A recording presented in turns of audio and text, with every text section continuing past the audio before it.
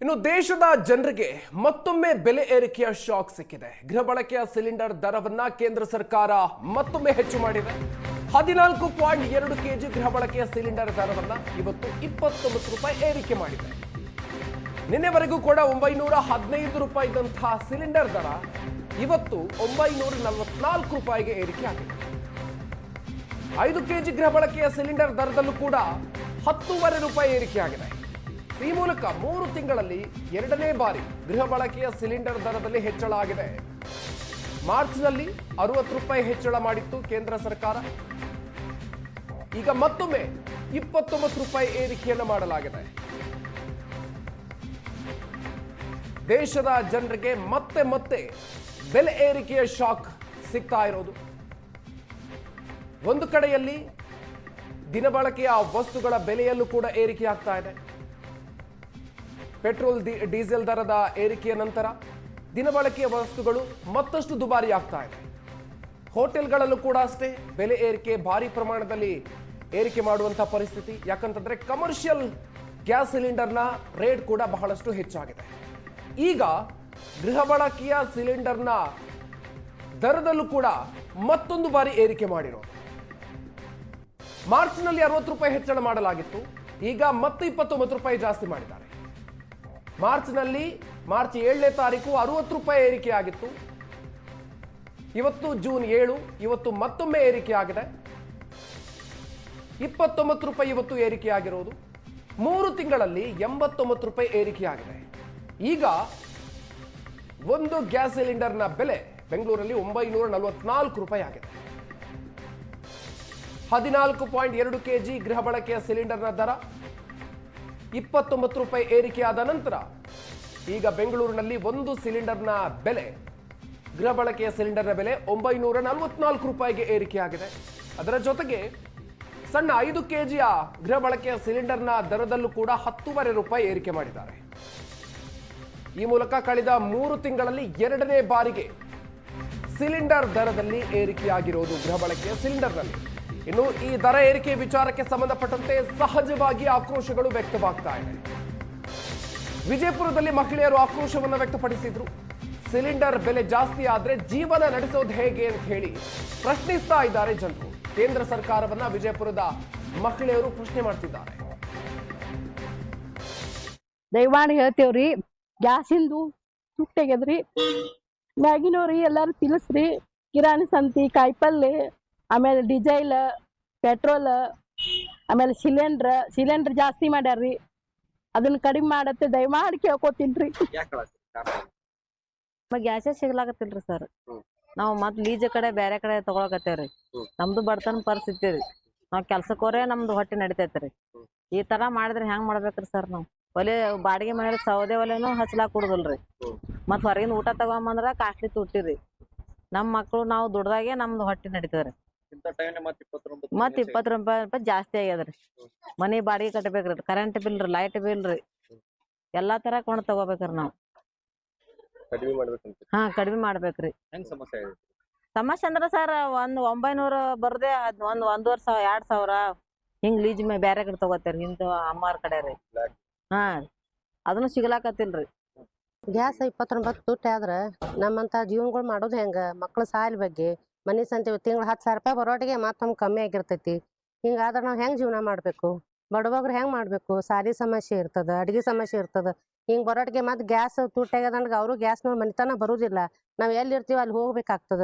ಹಿಂಗ್ ಮಾಡಿದ್ರೆ ನಾವು ಸಮಾಜಕ್ಕೆ ಹೆಂಗ್ ಮಾಡ್ಬೇಕು? ಅದು ವಿಚಾರ ಮಾಡ್ರಿ ನೀವು ಮ್ಯಾಗಿನ ಮಂದಿ. ನಾವ್ ಬಡಬಗ್ರು ನಮ್ಗೆ ಇಷ್ಟು ಮಾತಾಡಕ ಅವಶ್ಯಕ. ಸಾಲಿಗಳು ಶುರು ಆದ್ರು ಅದು ಫೀ ಕಟ್ಟಕ್ ನಮ್ಗೆ ತ್ರಾಸ. ಅದಟ್ಟು ಬಜೆಟ್ ಇರ್ತೈತಿ. ಗ್ಯಾಸಿಂದ ಅಡ್ ತೆಗೆದಿರ್ತೇವೆ, ಸಂತಿದ ಅಡ್ ತೆಗೆದಿರ್ತೇವೆ, ಹುಡುಗರು ಸಾಲಿಗೆ ಅಡ್ ತೆಗೆದಿರ್ತೇವೆ. ಹಿಂಗ್ ಮಾಡಿದ್ರೆ ನಾವ್ ಹೆಂಗ್ ಮಾಡ್ಬೇಕು? ಜನರು ವಿಚಾರ ಮಾಡ್ರಿ ಒಂದ್ ಸ್ವಲ್ಪ ಮ್ಯಾಗಿನ ಮಂದಿ.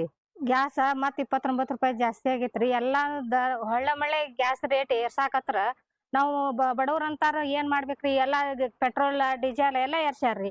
ಹಂಗ ಕೂಲಿ ಕಾರ್ಮಿಕರಿಗೆ ಕೂಲಿನ ಜಾಸ್ತಿ ಮಾಡ್ಬೇಕ್ರಿ. ಈಗ ಏನ್ ಹೇಳೋದು, ದಿನಕ್ಕೂ ರೇಟ್ ಮಾಡ್ತಾನೆ ಇದ್ದಾರೆ.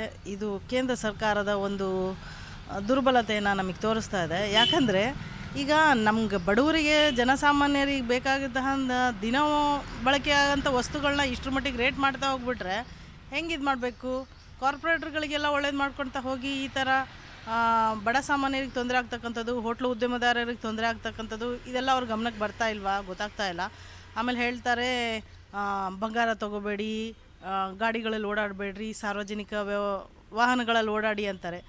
ಅವ್ರಿಗೆ ಒಂದು ಸಂಸಾರ ಅನ್ನೋ ಒಂದು ಜವಾಬ್ದಾರಿ ಇದ್ದಿದ್ರೆ ಗೊತ್ತಾಗಿರೋದು ಮೇ ಬಿ. ಆಮೇಲೆ ಮುಂದಿನ ದಿನದಲ್ಲಿ ಅವ್ರು ಯಾರಿಗೋಸ್ಕರ ಒಂದು ಆಡಳಿತ ನಡೆಸ್ತಾರೋ ಗೊತ್ತಿಲ್ಲ.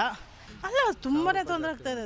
1000 ರೂಪಾಯಿ ಅಲ್ಲ ರೀ, 400 ರೂಪಾಯಿ ಕೊಟ್ಟು ತೊಗೊಳ್ಳೋದೆ ಆಗಿನ ಕಾಲದಲ್ಲಿ ಕಷ್ಟ ಇರಬೇಕಾದ್ರೆ ಈಗ 1000 ರೂಪಾಯಿ ಆಗಿದ್ದಾರೆ, ಎಲ್ಲಿಂದ ತೊಗೊಳ್ತಾರೆ ರೀ? ಹೌದಾ?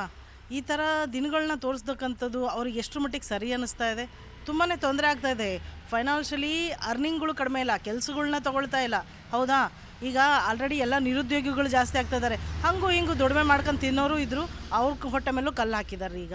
ಅದು ಸರ್ ಭಾಳ ಕಷ್ಟ ಆಗುತ್ತೆ ನಮಗೆ, ಯಾಕಂದರೆ ನಾವು ದುಡ್ಕೊಂಡು ತಿನ್ನೋರು. ನಮಗೆ ಈ ಥರ ತೊಂದರೆ ಆಗುತ್ತೆ, ಭಾಳ ಕಷ್ಟಪಟ್ಟು ನಾವು. ಮತ್ತು ಇಲ್ಲೇ ಎಲ್ಲ ಏನು ಹೋಟ್ಲುಗಳಿಗೂ ಅಷ್ಟೇ, ಎಲ್ಲ ಹೊರಗಡೆ ಹೋಗಿ ದುಡಿತಾರೆ ಮಕ್ಕಳು, ಗಂಡು ಮಕ್ಕಳು, ಅವರಿಗೂ ಹೋಟ್ಲಿಗೆ ತೊಂದರೆ ಆಗುತ್ತೆ. ಎಲ್ಲ ಕಮ್ಮಿ ಇದ್ದರೆ ಚೆನ್ನಾಗಿದೆ ಸರ್ ನಮಗೆ. ಹಾಂ ಸರ್, ಪೆಟ್ರೋಲು ಅಷ್ಟೇ ಎಲ್ಲ ಕರೆಕ್ಟ್, ಇನ್ನೂ ಕಮ್ಮಿ ಮಾಡಿದರೆ ಇನ್ನೂ ಚೆಂದ ಸರ್. ಸರ್ ಅದು ಬಡವ್ರ ಜನಕ್ಕೆ ಭಾಳ ತೊಂದರೆ ಆಗ್ತಾಯಿದೆ. ಹೋಗಿ ಲೈನೇ ನಿಂತ್ಕೊಂಡು ಯಾರು ಆಫೀಸರ್ಸ್ ಯಾರು ಇದನ್ನೇ ಮಾಡಲ್ಲ, ಭಾಳ ಪ್ರಾಬ್ಲಮ್ ಮಾಡ್ತಾರೆ, ನಿಂತ್ಕೋಬೇಕು. ಈ ಸೊಸೈಟಿ ಆದರೂ ಅಷ್ಟೇ, ಈಗ 10 kg ಅಕ್ಕಿ ಕೊಡೋದು ಈಗೆಲ್ಲ 3 kg ಕೊಡ್ತಿದಾರೆ. ಆಮೇಲೆ ಲೈನ್ ಹಚ್ಚಿ ನಿಂತ್ಕೋಬೇಕು. ಬರೋದು ಸಿಲಿಂಡರ್ ದರ ಜಾಸ್ತಿ ಆಯ್ತು ಅಂದರೆ ಕಷ್ಟ ಆಗುತ್ತೆ ಸರ್, ತುಂಬ ಕಷ್ಟ ಆಗುತ್ತೆ.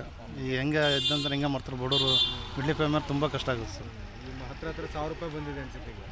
ಅದೇ ಹೇಳ್ತಾನೆ ಸರ್, ತುಂಬ ಕಷ್ಟ ಆಗುತ್ತೆ. ಅದು ಸರ್ಕಾರ ಏನಾರು ಒಂದು ಕ್ರಮ ಮಾಡ್ಬೇಕಂತ ಕೇಳ್ಕೊಡ್ತಾವೆ ಅಷ್ಟೇ. ಆಗ್ತಾಯಿದೆ ಸರ್. ಮೋದಿಯವರು ಅವರು ಈಗ ಇವರೇನೋ ಮಾಡ್ತಿಲ್ಲ, ಅಲ್ಲಿ ಸಮಸ್ಯೆ ಆಗೋಕ್ಕಿಂತ ಹಿಂಗೆ ಮಾಡ್ತಿದ್ದಾರೆ ಇವು. ನಮ್ಮ ರಾಜ್ಯದಲ್ಲಿ ಏನಾರು ಸ್ವಲ್ಪ ಇದು ಮಾಡಬೇಕು, ಸ್ವಲ್ಪ ಏನು ಹೆಲ್ಪ್ ಮಾಡ್ಬೇಕು ಅಷ್ಟೇ. ಅಲ್ಲ ಸರ್, ಎಲ್ರಿಗೂ ತೊಂದರೆ ಆಗುತ್ತೆ ಸರ್, ಭಾಳ ಅನ್ಯಾಯ ಆಗುತ್ತೆ ಇದು. ಇದರಿಂದ ಇಡೀ ಕರ್ನಾಟಕಕ್ಕೆ ಲಾಸ್ ಅನಿಸುತ್ತೆ. ನಮಗೂ ಬಡವರು ಬದುಕೋದು ಭಾಳ ಕಷ್ಟ. ನಾವು ನೋಡಿ ಸರ್, ಕೂಲಿ ಮಾಡ್ಕೊಂಡು ತಿನ್ನೋದು, ಮನೆ ಕೆಲಸ ಮಾಡ್ಕೊಂಡು ತಿನ್ನೋದು ಅಷ್ಟು ಜಾಸ್ತಿ ಆದರೆ ನಾವು ಇಲ್ಲಿಂದ ತೊಗೊಂಬರೋದು. ಆ ಕಟ್ಟಿಗೆ ಸಿಗ್ತಾ ಇಲ್ಲ ನಮಗೆ, ಎಲ್ಲೂ ನಾವು ಪ್ರಯತ್ನ ಮಾಡೋಕ್ಕಾಗೋದೇ ಇಲ್ಲ. ಹಂಗಾಗಿ ಸ್ವಲ್ಪ ಕಡಿಮೆ ಮಾಡ್ಬೇಕು ಸರ್. ಸರ್ಕಾರ ಬಂದಿರೋದಕ್ಕೆ ಈಗ DKC ಬಂದಿದ್ದಾರೆ, ಅವರಿಂದ ನಮಗೆ ಏನಾದರೂ ಒಳ್ಳೇದು ಆಗಬೇಕು. ಮಹಿಳೆಯರಿಗೆ ಆಗಲಿ, ಇಡೀ ಕರ್ನಾಟಕ ಆಗಲಿ, ಸಮಾಜಕ್ಕೆ ಆಗಲಿ, ಎಲ್ಲದಕ್ಕೂ ಒಂದು ನೀತಿ ಅಂತ ಇರುತ್ತೆ. ಅವ್ರು ಕಡಿಮೆ ಮಾಡಲೇಬೇಕು ಸರ್. ಜಾಸ್ತಿ ಮಾಡಿದರೆ ಇದು ಸಾಧ್ಯವೇ ಇಲ್ಲ ಸರ್. ಇಲ್ಲ ಸರ್, ಹಂಗೆಲ್ಲ ಸಾಧ್ಯವೇ ಇಲ್ಲ. ಎಲ್ಲಿ 50 ರೂಪೀಸ್ 40 ರೂಪೀಸ್ ಎಲ್ಲ ಜಾಸ್ತಿ ಅಂದರೆ ಬಾಕಿದಕ್ಕೆಲ್ಲ ಎಷ್ಟು ಖರ್ಚು ಮಾಡ್ತಾರೆ ಅವರು? ಅದೊಂದು ತಿಂಗಳಿಗೆ ಒಂದು ಖರ್ಚಾಗೋದಲ್ಲ. ಒಂದು ಅಂಡೆ ಅಥವಾ ಒಂದು ಅಂಡೆ 2 ತಿಂಗಳು ಬರ್ತದೆ. 50 ರೂಪಾಯಿ ಜಾಸ್ತಿ ಆದರೆ ಅಥವಾ 100-200 ರೂಪಾಯಿ ಜಾಸ್ತಿ ಆದರೆ ಎಂತ ಆಗ್ತದೆ, ಏನಾಗ್ತದೆ? ಹೌದಲ್ಲ? ಅವರು ಗೌರ್ಮೆಂಟ್ ನಡೆಸ್ಬೇಕಲ್ಲ ಎಲ್ಲ. ಈಗ ನಿಮ್ಮದು ಡೀಸೆಲು, ಪೆಟ್ರೋಲು ಅಲ್ಲಿ ಬೇರೆಲ್ಲಗೆಲ್ಲ ಎಷ್ಟು ಏರಿದಲ್ಲ, ಆ ವಿಷಯದಲ್ಲಿ ನಾವೇನು ಹೇಳಲಿಕ್ಕಿಲ್ಲ. ಮಿಡ್ಲ್ ಕ್ಲಾಸ್ ಅವರು ಜಾಸ್ತಿ ಬೆಳೆಸ್ತಿರೋದು, ಅವರಿಗೆ 10 ರೂಪಾಯಿ 20 ರೂಪಾಯಿ ಜಾಸ್ತಿ ಅಲ್ಲ. ನಾವೀಗ ನೋಡಿ 500 ರೂಪಾಯಿ ಏರಿದ್ರು ಸಹ ನಾವು ರೆಡಿ ಇರಬೇಕಲ್ಲ ಅದಕ್ಕೂ.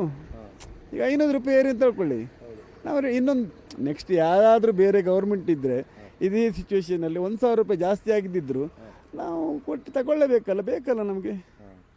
ಜೋರು ಮಾಡ್ತೇವೆ, ಅವ್ರಿಗೆ ಬೈತೇವೆ, ಓಕೆ, ಬಟ್ ತಗೊಳ್ತೇವಲ್ಲ. ಹಂಗೆ ಜಾಸ್ತಿ ಮಾಡ್ಕೊಂತ ಹೋದ್ರೆ ದುಡಿಯೋದು ಒಬ್ಬ ಮಗ. ಇಷ್ಟು ಸಿಲಿಂಡರ್ ರೇಟ್ ಏರಿಸಿದ್ರೆ ಜೀವನ ಮಾಡೋದು ಎಷ್ಟು ಕಷ್ಟ ಅಲ್ವಾ? ಮತ್ತು ಅದಕ್ಕೆ ಯಾರು ಪರಿಹಾರ ಇಲ್ವಾ? ಎಲ್ಲಿಗೆ ಹೋಗೈತಿ ಅದರಲ್ಲೇ ಜೀವನ. ಏನು ಎಲ್ಲಿದ್ದು ಸೌದೆಯರ ಇಲ್ಲ, ಏನಿಲ್ಲ. ಹೆಂಗೆ ಜೀವನ ಮಾಡ್ಬೇಕು? ಕಷ್ಟ ಆಗಿಬಿಟ್ಟಿದೆ ನಮಗೆ, ದೊಡ್ಡ ಕಷ್ಟ ಈ ಸಿಟಿಯಾಗ.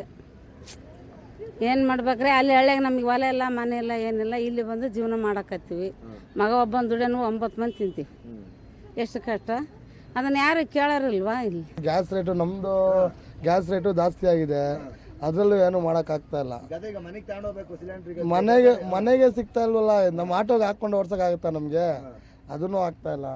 ಎಲ್ಲಿ ನಮಗೆ ಯಾವ ಭರವಸೆನೂ ಇಲ್ಲ. ಯಾರು ಹೆಲ್ಪ್ ಮಾಡ್ತಾರೆ, ಹೆಲ್ಪ್ ಮಾಡಲ್ಲ ಅಂತ ಭರವಸೆನೂ ಇಲ್ಲ ನಮಗೆ. ಸಿಲಿಂಡ್ರಿಗೆ ಯಾರಾದರೂ ಹೆಲ್ಪ್ ಮಾಡಿದ್ರೆ ಏನೋ ಒಂದು ಮಾಡ್ಬೋದು. ರೇಟ್ ಕಮ್ಮಿ ಆಗಬೇಕಲ್ಲ ನಮ್ಗೆ ಮೇನ್ ಆಗಿರೋದು. ರೇಟ್ ಕಮ್ಮಿ ಆಗಿದ್ರೆ ಏನೋ ಒಂದು ಜೀವನ ಮಾಡ್ಕೋಬೋದು. ರೇಟೇ ಕಮ್ಮಿ ಆಗಿಲ್ಲ ಅಂದರೆ ಜೀವನ ಮಾಡೋಕ್ಕಾಗತ್ತಾ ಸರ್? ನ್ಯಾಚುರಲಿ ಸರ್, ಅದು ಎಲ್ಲರೂ ಬಂದರೆ ಮತ್ತು ಹಾಗೆ ಮಾಡೋದೆ. ಅವ್ರು ಹೆಂಗೆ ಹೇಳ್ತಾರೆ ಹಂಗೆ ನಡ್ಕೊಂಡು ಹೋಗ್ಬೇಕು. ಯಾಕಂದ್ರೆ ಅವ್ರು ಸರ್ಕಾರ ಅವ್ರ ಕೈ ಕೊಟ್ಟಿವಲ್ಲ, ಮತ್ತು ಅವ್ರು ಹೇಳ್ದಂಗೆ ಮಾಡ್ಬೇಕು. ಮತ್ತು ಹೌದು ಸರ್, ಹೊರೆ ಇದೆ. ನಾವು ಕಾಪಾಡ್ಕೊಂಡು ಬರಲಿಲ್ಲ ಇಲ್ಲಿ ತನಕ. ಮೊದ್ಲಿಂತ್ರ ಹೇಳ್ಕೊಂಡು ಬಂದರು, ಗಾಂಧೀಜಿಲಿಂತ್ರ ಹೇಳ್ಕೊಂಡು ಬಂದರು. ಏನು ಸೇವಿಂಗ್ಸ್ ಮಾಡಲೇ ಇಲ್ಲ ನಾವು. ಫ್ಯೂಲ್ ಹಾಗೆ ಮನಸ್ಸು ಬಂದಂಗೆ ಯೂಸ್ ಮಾಡ್ತಾ ಇದ್ದೇವೆ. ಪ್ರತಿಯೊಂದು ಮನೆಯಲ್ಲೂ 10 ಗಾಡಿ, 5 ಮಿನಿಮಮ್ ಎಲ್ಲರಿಗೂ ಒಬ್ಬೊಬ್ಬರಿಗೆ ಒಂದೊಂದು ಗಾಡಿ. ಪೆಟ್ರೋಲ್ ಎಲ್ಲಿ ಸೇವ್ ಆಗ್ತಿದೆ ಹೇಳಿ? ಮತ್ತು ಅದರ ಹೊರೆ